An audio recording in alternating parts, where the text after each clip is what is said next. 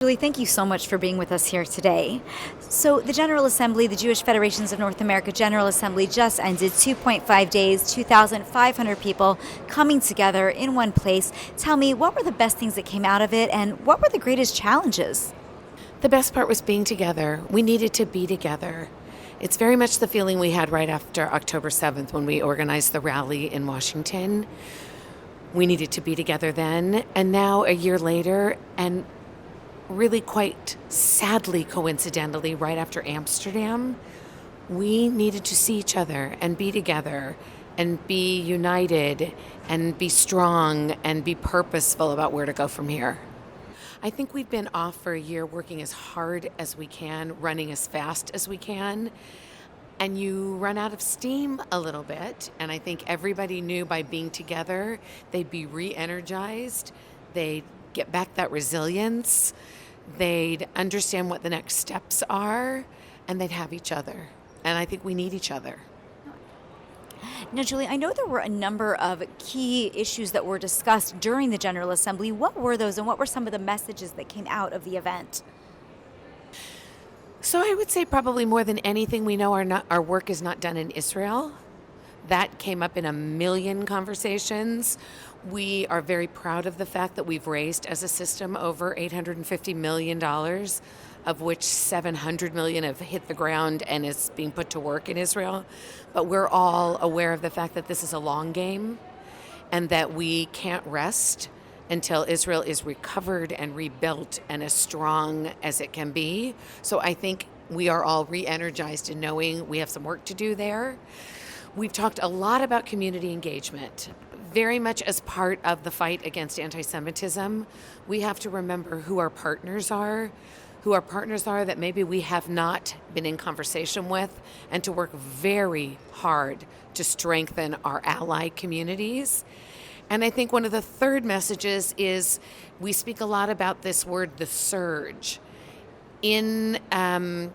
In reaction to October 7th, there are many, many born-again Jews who remembered who they were and remembered their affiliation and remembered their religion and remembered their community. And people are showing up in numbers we haven't had in quite some time. But it's on us, on the Jewish community, to make them feel welcome and to help them find their place and to make them feel a sense of belonging to the Jewish community. Now, Julie, you mentioned a number of the allies that we're starting to work with. I know this was the first General Assembly where you actually had an entire panel on Christian support of Israel and of the Jewish community. Historically, though, the liberal community hasn't been so close with those evangelicals. Can you tell me, is that relationship changing, and how important is that to the future? Are there other ally communities to mention as well? One hopes that things are changing. We had many ally communities here. I think one of the ones that was the most impactful for me was the Native American ally community that wanted to be here and to be with us. I think the Christian community has been in many pockets of this country by us all the time, led very much by the voice of Patricia Heaton as one of the main voices, but many ministers and reverends and clergy across this country. We need to appreciate that, we need to grow it, and we wanted very much to give it voice here. Julie, you mentioned that the work in Israel is not yet done. Obviously, the federations, as you mentioned, have raised quite a bit of money over the last year. But as we enter year 2 of the war, what is that work going to look like? Wish I were saying it was all rebuild. That isn't the case. We still don't have our people back in the north. We are beginning to help those resettle in the south who have come back to their communities. If I had to say, one of the largest priorities will be mental health. There is not an Israeli citizen who is not affected by trauma, sadly, through this conflict. I don't think we've even begun to address the trauma and the stress and the mental health services we must provide. And then there's 100 more things. I mean, we have to pay attention to the families of the hostages and never let our efforts wane.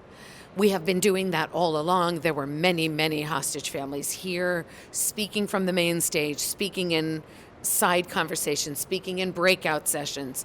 But that's also on us to lift their voices, not just as a collective, but name by name, person by person. So we've talked about anti-Semitism, we've talked about the issues in the state of Israel, but here in America just last week we did have a U.S. election, and most of the Jewish community, as we know, actually voted in favor of Vice President Kamala Harris. But in fact, U.S. President Donald Trump did win and will be going into office in January. Was there any buzz in the hallway, and was there discussion about how the Jewish organizations would work with the new president?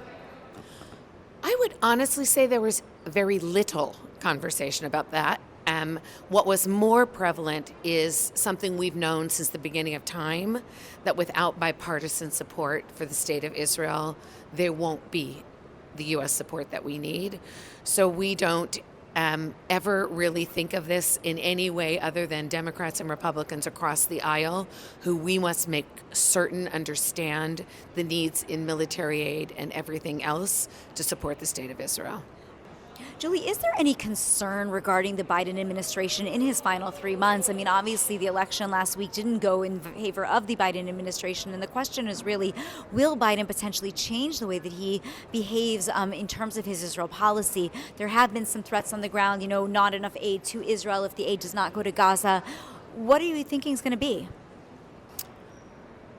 I can only say that I believe President Biden has been incredibly supportive of the state of Israel. I think it is in his DNA.